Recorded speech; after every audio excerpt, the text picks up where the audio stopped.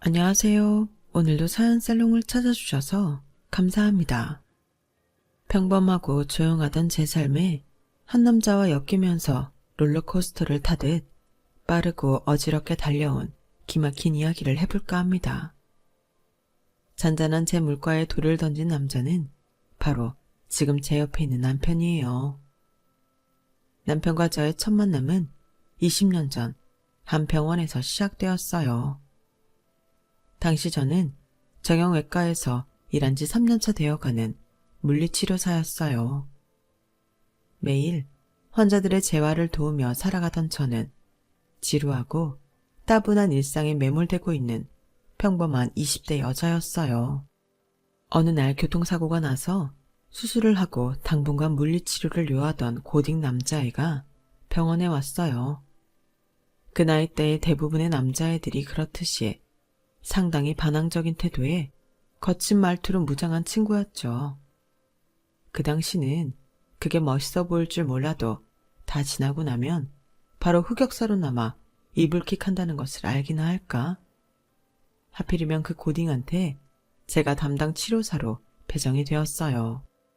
환자분 이름이 뭐예요? 차트에 다 써있잖아요. 아, 확인차 다시 한번 물어보는 거예요. 유지목. 네, 유지목 환자분. 저는 담당 물리치료사 서남이라고 해요. 앞으로 일주일에 최소한 3번은 저와 재활을 하게 되실 거예요. 지금은 수술한 지 얼마 안 돼서 약하게 시작하겠지만 조금씩 강도를 높여갈 거예요. 아파도 조금만 잘 참고 견뎌주었으면 좋겠어요. 안 아프려고 하는 건데 왜 아픈 걸 견뎌야 하는 건데요?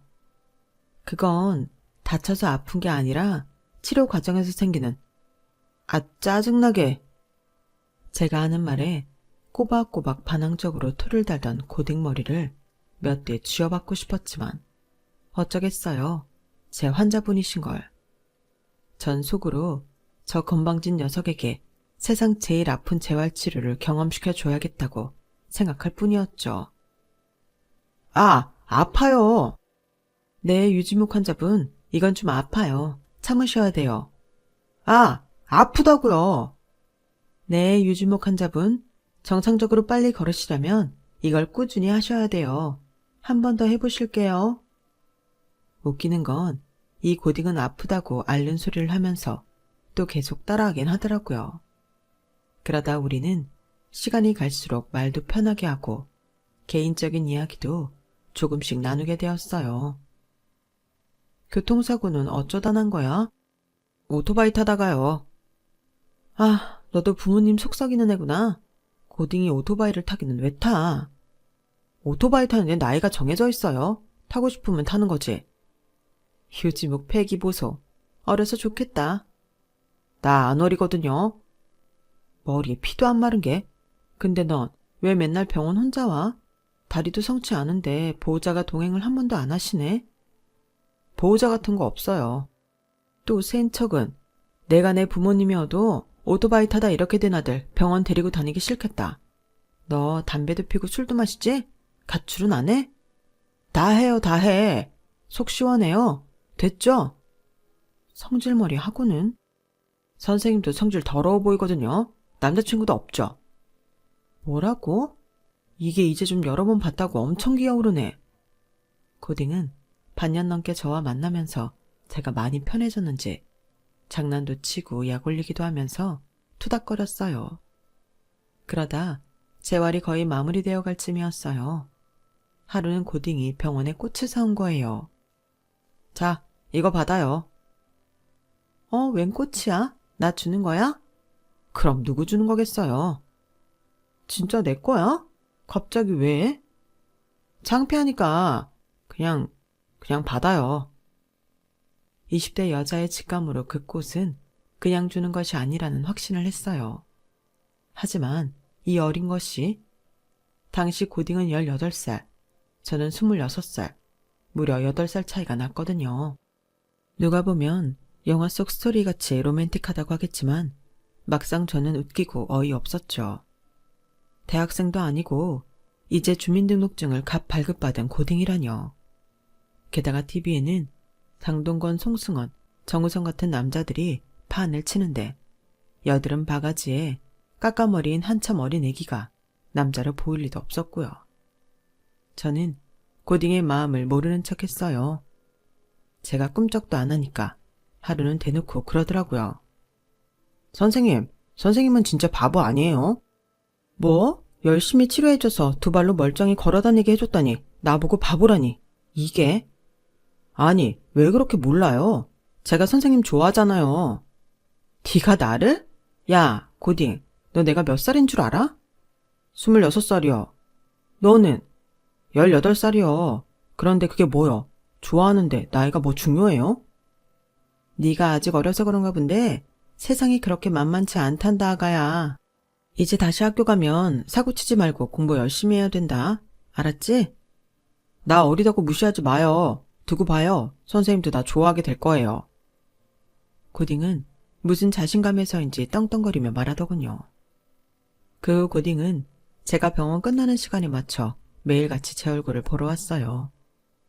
어느 날은 바카스를, 또 어느 날은 붕어빵을 손에 쥐어주더라고요. 지풀에 지가 지쳐서 그만하겠거니 했지만 고딩은 막무가내였어요. 하루는 불러 세워서 말했어요. 야, 고딩, 너같이 어리고 랄라리를 내가 왜 좋아하겠냐? 제가 어떻게 하면 받아줄 건데요? 대학부터 가봐. 대학 가면 만나줄 거예요? 저는 거절할 변명거리를 찾다가 대학교에 들어가면 마음을 받아줄 것처럼 말했어요. 어차피 그런 날라리가 대학을 간다는 게 불가능한 일이었으니까요. 그런데 고딩은 정말 공부를 하기 시작했어요. 매일 퇴근 때 나를 찾아오던 놈이 공부해야 된다며 일주일에 한 번씩만 찾아오고 자기가 어디까지 공부를 했고 이번 시험에서 몇 점을 받았고 등등 제게 다 말해주고는 했어요. 금방 정리할 줄 알았던 고딩의 마음은 1년이 넘도록 계속되었어요.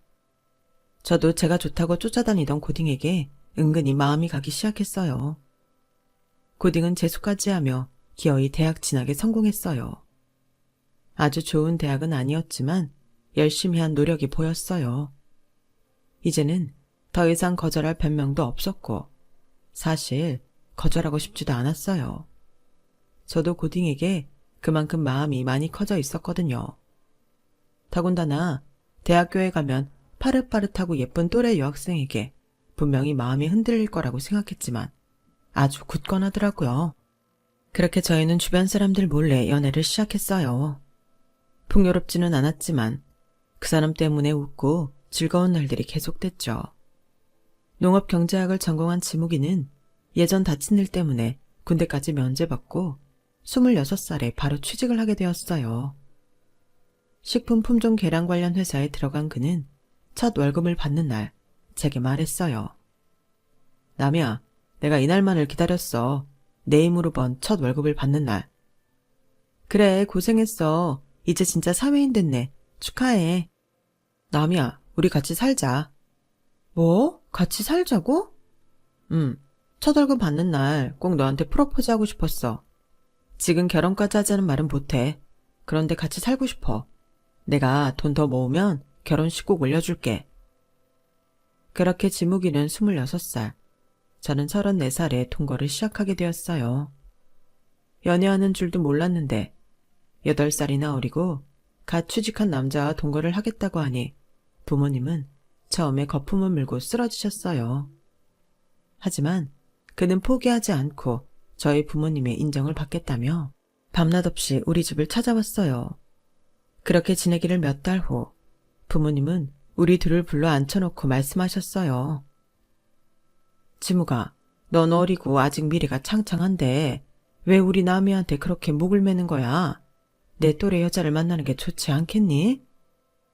전 18살 때부터 남이를 좋아했습니다. 제가 다쳐서 남이한테 치료를 받은 건 운명이라고 생각합니다. 두 분이 보시기에 제가 어려서 못 믿어오시겠지만 정말 열심히 그리고 열렬히 남이 사랑해주고 지켜주겠습니다. 뭐? 그래, 한두 살 먹은 애도 아니고 30을 훌쩍 넘긴 딸년이 어린 남자랑 살든 늙은 남자랑 살든 우리가 이렇게까지 막을 일은 아닌 것 같구나.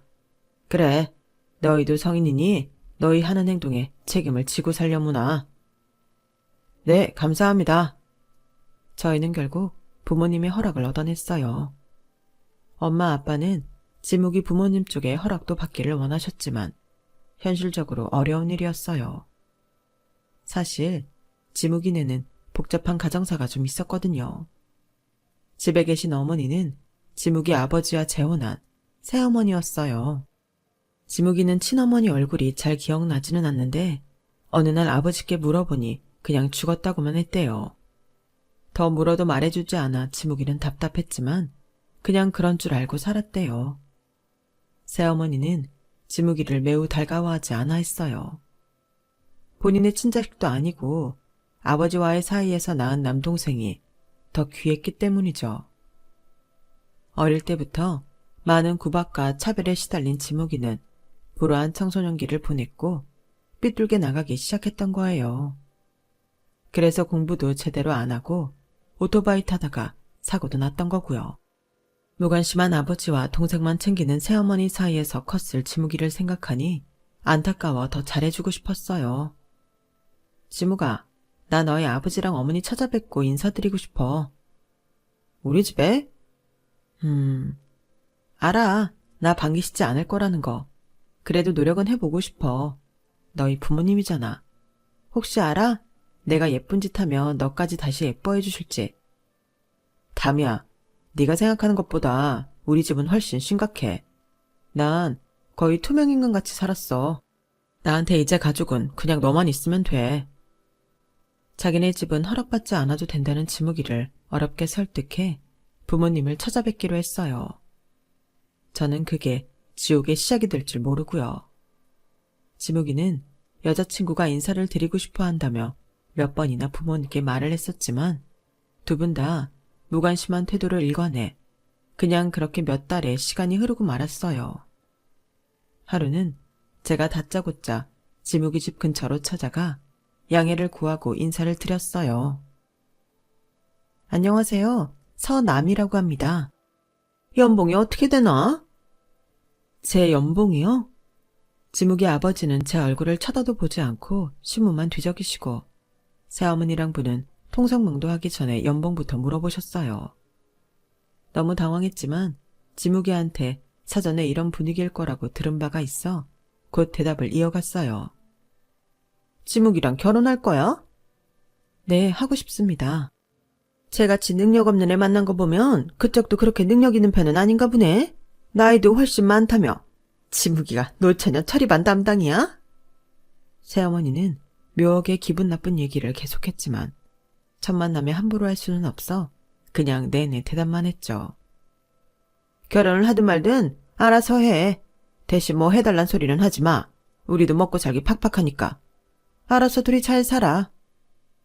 새어머니란 작자는 지묵이를 무시하는 말은 물론 저까지 깎아내리고 싶어 안달난 사람 같았어요.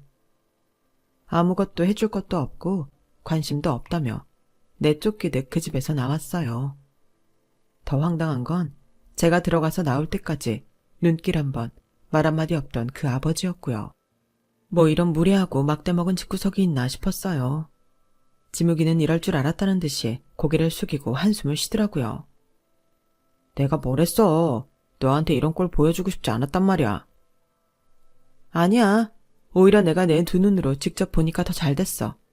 그래, 우리 둘이 아주 잘 살아보자. 저 사람들이 저렇게 우리 무시한 거 후회하게 우리 아주 잘 살자 지묵아. 오기가 나더라고요.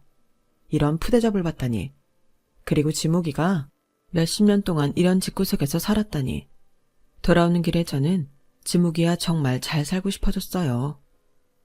저희는 작지만 깨끗한 집을 구해서 살림을 시작했어요. 알콩달콩 재미있는 시간들이었어요.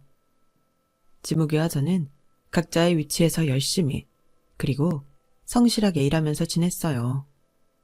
그렇게 5년의 시간이 지났어요. 저희는 미뤄둔 결혼식을 올리기로 했어요. 준비해둔 청첩장을 가지고 지묵이네 집으로 향했어요. 새어머니가 상견례 같은 건 하지 않겠다고 미리 선을 그는 바람에 우리 결혼식에 지묵이 부모님을 하객으로 초대하는 우스꽝스러운 꼴이 되어버린 거죠.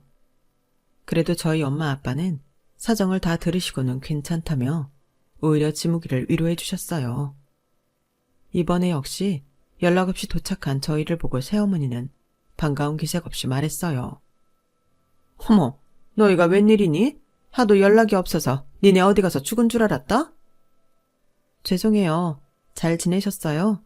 다름이 아니라 저희 결혼식을 올리려고 하는데 참석해 주셨으면 해서 이렇게 찾아왔어요. 결혼식? 그런 거 할 돈은 그래도 있나 보구나.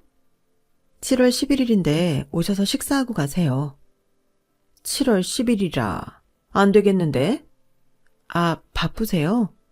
그날 중수 상견례 있는 날이거든? 네? 도련님도 결혼하세요? 그래, 우리 중수가 변호사 돼서 잘 나가더니 똑같은 변호사 며느리를 물어오더구나.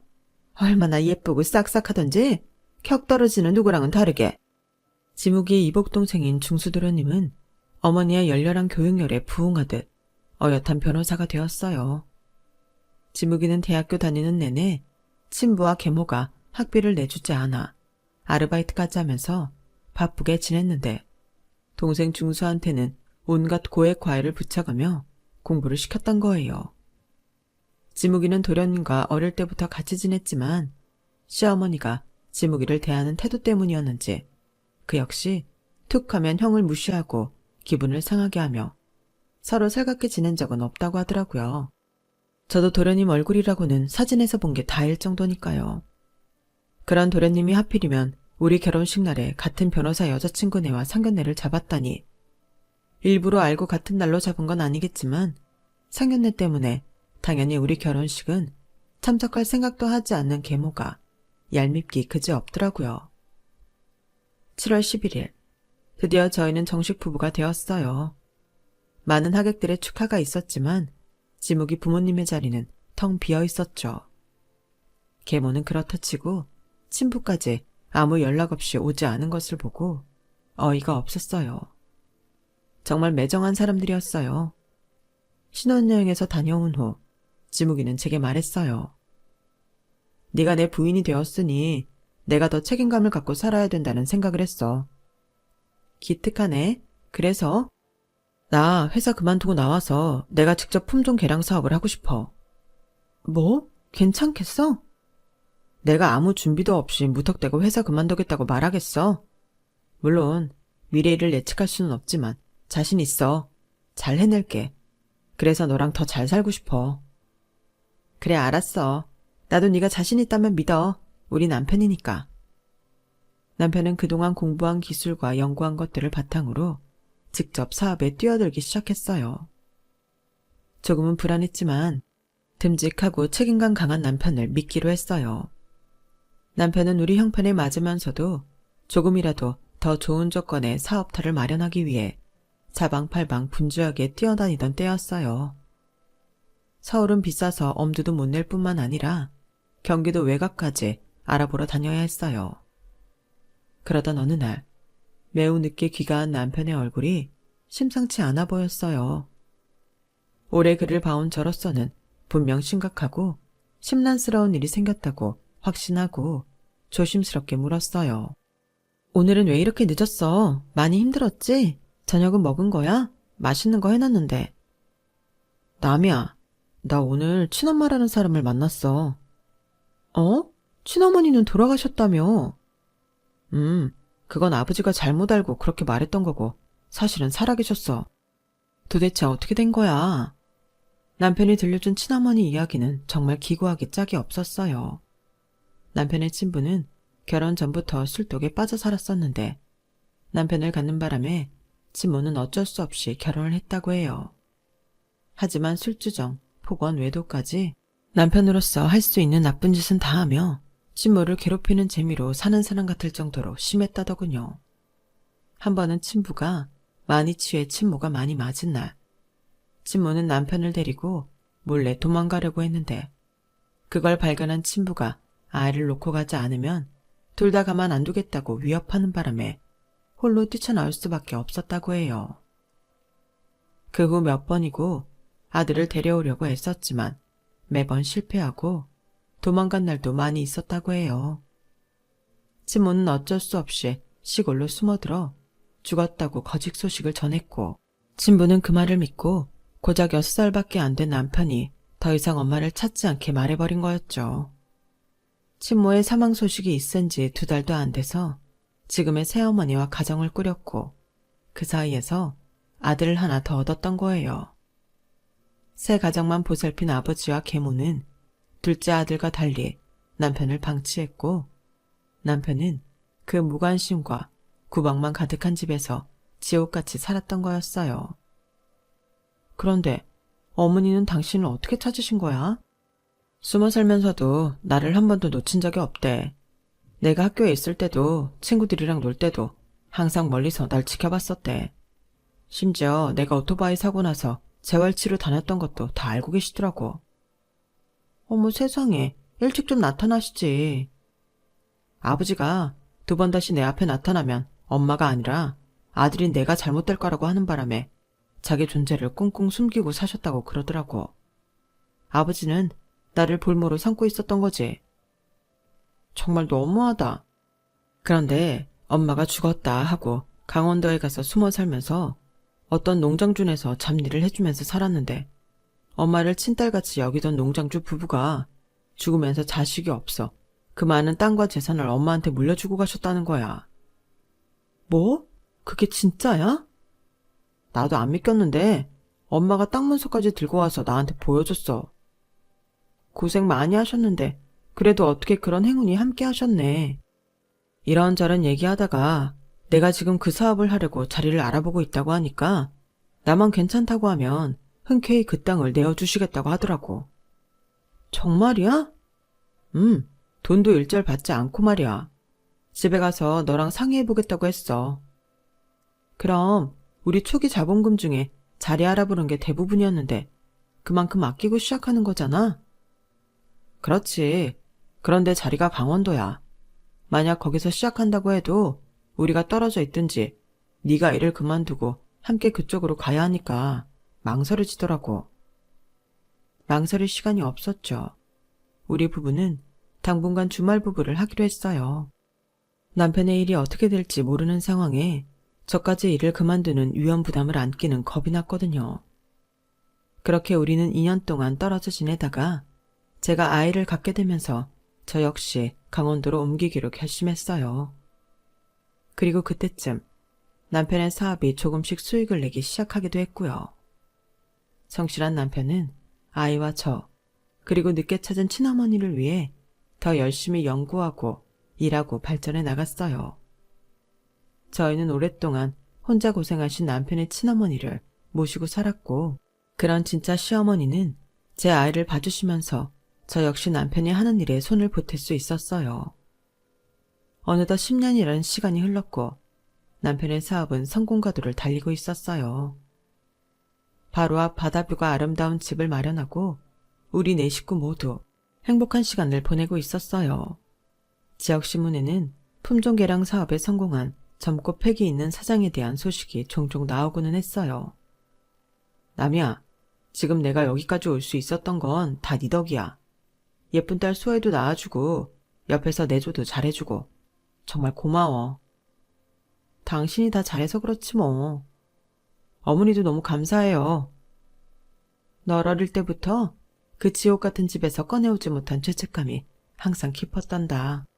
큰 건 아니지만 네가 이렇게 성공할 수 있는 발판 정도를 내가 도와줄 수 있어서 그나마 마음의 짐을 덜었어지 뭐가. 그런 마음 갖지 마요. 난 한 번도 엄마 원망한 적 없어요. 지금이라도 이렇게 엄마랑 함께 살 수 있는 것에 감사해요. 하루는 모르는 번호로 전화를 받았는데 바로 남편의 새어머니였어요. 예, 지무기가 사업이 잘 돼간다며? 신문에 나왔다는데 그게 진짜냐? 누구세요? 누구긴 누구야, 시어머니지. 안녕하세요. 안녕하긴? 너 아주 발칙한 애구나. 그런 일이 있는데 왜 연락도 안 하니? 아는 사람이 지무기가 신문에 크게 나왔다며 보여주더라. 지무기가 사업을 시작한 것도 너네가 전부 지방으로 가버린 것도 어쩜 그렇게 한마디 없이 일을 저질렀니? 그동안 우릴 그렇게 속이니까 좋디? 속이다뇨. 그쪽도 저희랑 연 끊고 사셨잖아요. 뭐? 그쪽? 말이면 다인 줄 알아? 시부모한테 어디서 감히 그쪽이래? 남편 힘들게 자란 거 다 알아요. 남편한테 해준 것도 없으면서 저한테 시부모님이란 소리 듣기에 양심 좀 찔리지 않으세요? 걔가 뭘 힘들게 자라? 먹을 거 다 먹이고 입힐 거 다 입혀서 키웠는데 내가 아무리 친엄마가 아니라지만 내 피부치같이 살들이 보살폈다. 은혜를 모르는 건 바로 지묵이 걔야. 이제야 그 그늘에서 벗어나 조금 살만한 사람 괴롭히지 마세요. 괴롭히긴 누가 괴롭힌다 그래? 내가 조만간 찾아갈 테니 그런 줄 알아라. 기가 막히고 코가 막힐 일이었어요. 여태껏 소식 끊고 지내던 그 집에서 남편의 성공 소식을 듣고 다시 연락이 올 줄 누가 알았겠어요. 계모의 전화 이후 그 집 식구들이 돌아가며 전화하는 통에 저희 부부는 미치고 팔딱 뛸 노릇이었어요. 여보세요? 형수님, 안녕하세요. 형수님? 누구세요? 저 중수입니다. 지묵이 형 동생 중수요. 갑자기 무슨 일이세요? 말씀 들었습니다. 형 사업 얘기요. 사업이 커질수록 끼고 있는 변호사도 있어야 트러블이 났을 때 잘 해결할 수 있죠. 한번 찾아뵙고 말씀을 좀 나눌까 하는데요. 아니요, 괜찮습니다. 지금 변호사 찾을 정도로 급한 일이 없어서요. 심지어 어느 날은 말이에요. 여보세요? 안녕하세요, 형님. 네? 형님이요? 저 중수씨 안 사람이에요. 너무 갑자기 연락드려서 놀라셨죠? 한번 뵈야지 하면서 아시다시피 제가 변호사라 워낙 바쁘잖아요. 여태껏 못 찾아뵈었네요. 아, 네. 우리가 한 식구인데 여태까지 얼굴 한번 못 본 게 말이 되나요? 그래서 말인데 찾아뵙고 드릴 말이 있어서요. 언제 시간 괜찮으세요? 죄송하지만 얼굴도 못 본 동서 저는 없고요. 드릴 말씀도 없습니다.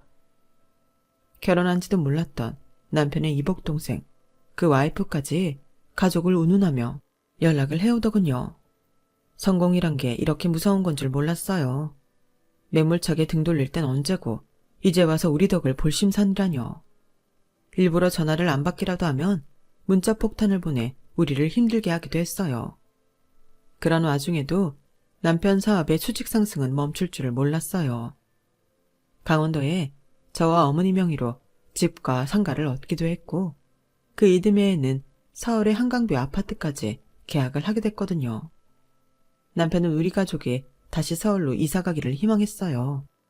남이야, 그 서울 아파트 전세 놓지 말고 그냥 우리가 들어가서 살자. 서울로 다시 가자고? 여기 일은 어떻게 하고? 박 팀장한테 여기 공장 맡기고 나는 서울로 나가서 더 확장하고 싶어. 지난번 연락 온 회사에서도 서울에서 자리 잡는 걸 계약 조건으로 내걸었어. 괜찮겠어? 그럼 무모하게 하자는 건 아니야. 아직은 여기가 메인인 거고 서울 왔다 갔다 하며 키워나갈까 해. 어머님은? 서울로 가고 싶다고 하시면 모시고 가고 여기에 계시고 싶다고 하면 이 집에서 살면서 상가 월세 나오는 걸로 생활하시면 부족한 건 없을 거야. 저는 남편의 뜻을 따르기로 했어요. 어머님은 고민하시다가 혼자보다는 함께가 낫겠다 싶으셨는지 함께 서울로 가기로 하셨어요.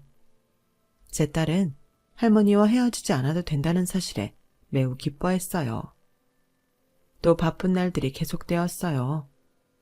남편은 서울과 지방을 오가며 사업이 흐트러지지 않도록 힘썼고 저는 어머님과 딸의 서울 생활이 낯설지 않도록 온 신경을 썼어요.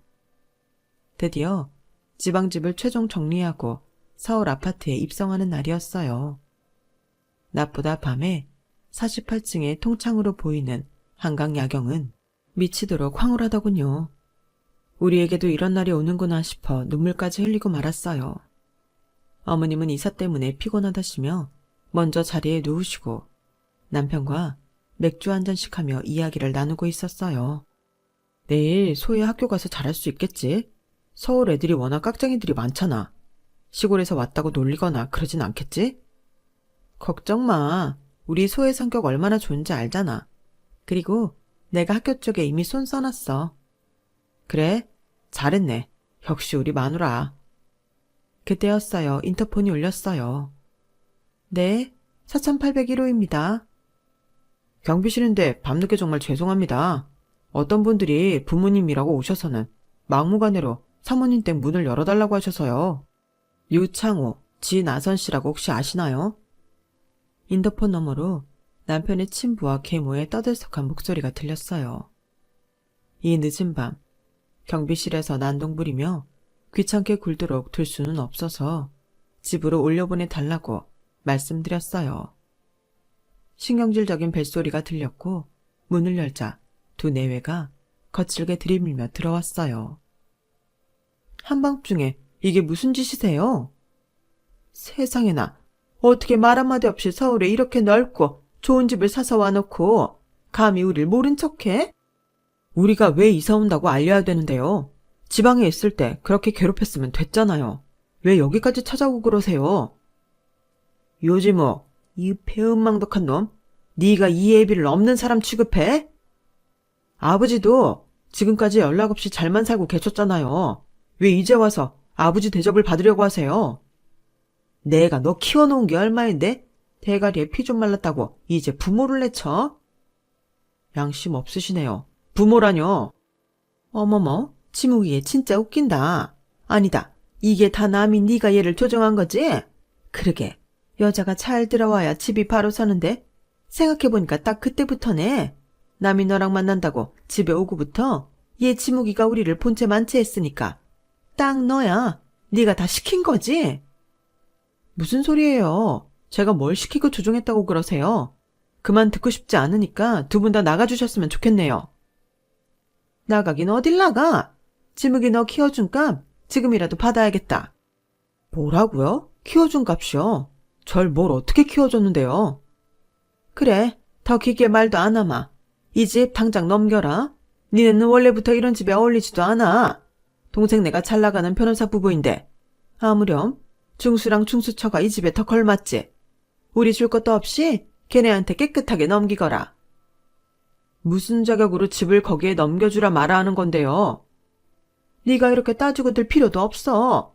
중수랑 처가 합법적으로 이 집 넘겨받을 거야. 그런 줄 알아?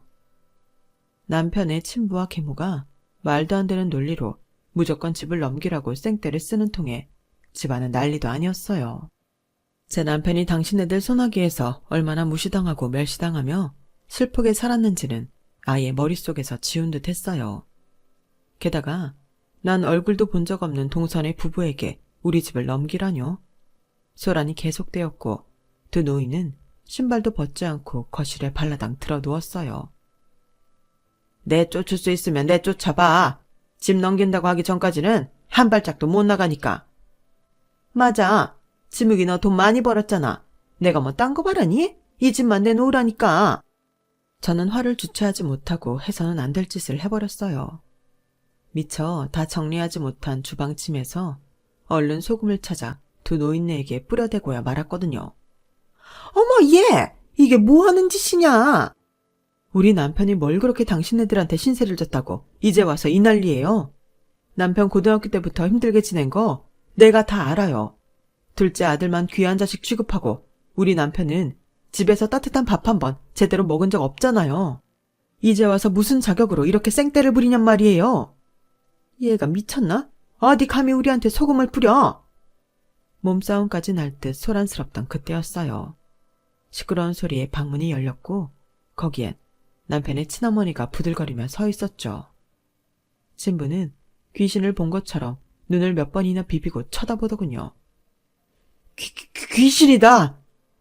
뭐라고요? 귀신이라뇨? 당신도 저 여자가 보여? 보이다마다요. 저 여자가 누군데요? 시어머니는 매서운 눈을 하고 친부와 계모를 쏘아보았어요. 저 역시 인자한 시어머니가 그렇게 무서운 표정을 한 것을 본 적이 없어 놀랐어요. 요창호, 당신 아직도 이 모양으로 살고 있어? 아들 집이나 뺏으려고? 당신 뭐야? 죽었잖아. 맞아. 죽었다가 당신을 저승에 끌고 가는 걸 까먹어서 다시 왔어. 뭐? 아니, 저 여자 누구냐니까요. 내가 지묵이 친모다 이 여편네야. 네가 내 금쪽 같은 새끼를 그렇게 구박하고 괴롭혔다고? 친모? 지묵이 친모는 죽었다고 했는데? 여보, 도대체 이게 어떻게 된 거예요? 나도 죽었다고 들었어. 죽은 당신이 도대체 여기 어떻게 있는 거냐고? 내 시신 확인했어? 뭐? 혹시나 당신이 올까봐 거짓으로 꾸며놓은 제삿집에 관련 서류 있으면 보내라고 꼴랑 전화 한 통 했다면서.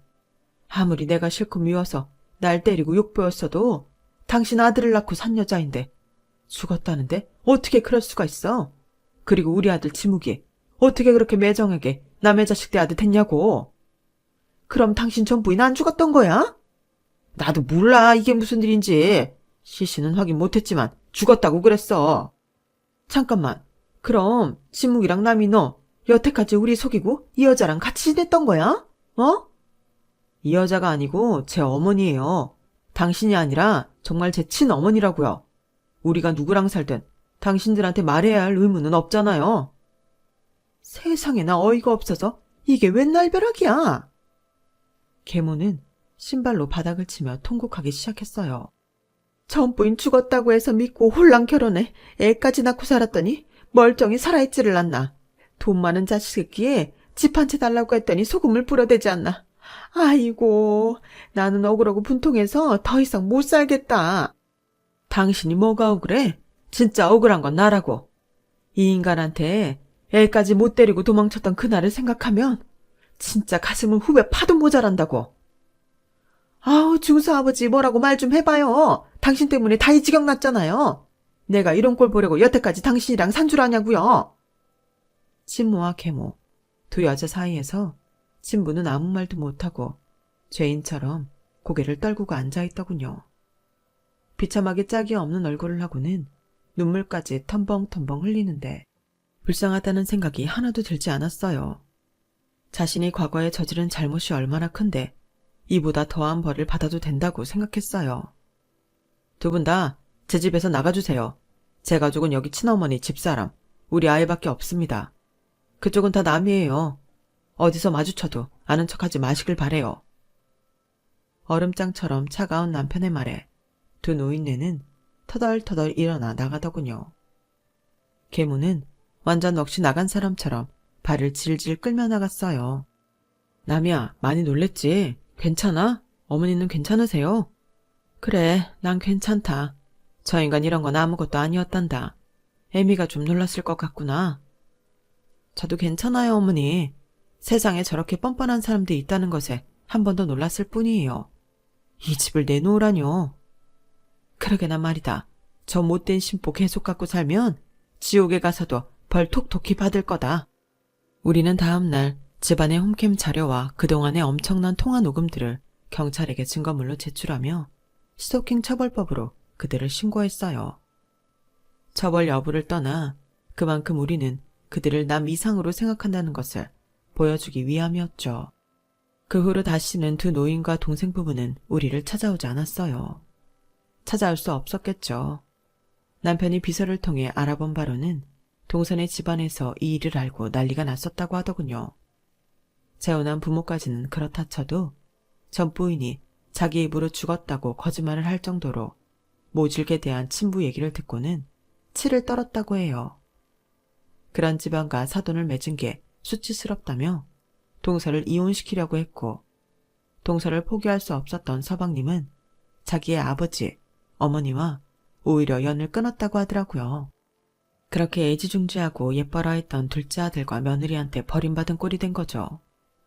두 노인네도 그 일이 있고 나서 헤어졌는지 어쨌는지 동네에서는 신부만 가끔 술을 사러 집 밖으로 나오고 계모는 전혀 볼 수 없었다고 해요. 저희 진짜 시어머니는 서울과 본집을 왔다 갔다 하시며 도시와 농촌 라이프를 둘 다 즐기고 계시고 딸 소혜 역시 학교에 잘 적응하며 지내고 있어요. 요즘은 K-팝 가수가 되겠다며 그렇게 열심히 춤 연습을 하더라고요. 그리고 부끄럽지만 저희 부부는 기적처럼 13년 만에 둘째 아이를 갖게 되었고 다음 달 출산을 앞두고 있답니다. 노산이라 너무 걱정되지만 남편같이 든든한 사람이 제 옆에 있다고 생각하니 무서울 건 하나도 없네요. 남편의 사업도 이젠 안 부럽지 않을 만큼 잘 되고 있어서 남은 노후 애기 재롱이나 보면서 편안히 살 수 있을 것 같아요. 당신 그때 까까머리에 여드름 바가지 고딩이었잖아. 어떻게 감히 8살이나 많은 20대 직장인을 꼬실 생각을 했대? 지금 생각해도 어이없네. 딱 보니까 나 아니면 남이 너 노처녀 될 관상이더라고.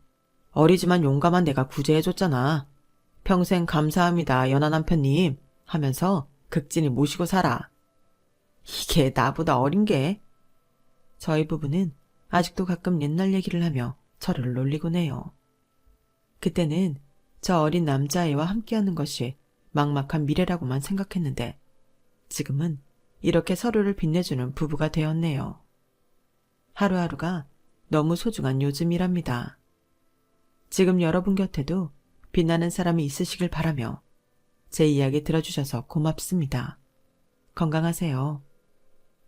여러분, 사연 댓글에 응원과 현명한 조언 부탁드려요. 좋아요와 구독은 저에게 큰 힘이 됩니다. 오늘도 좋은 일 가득하세요.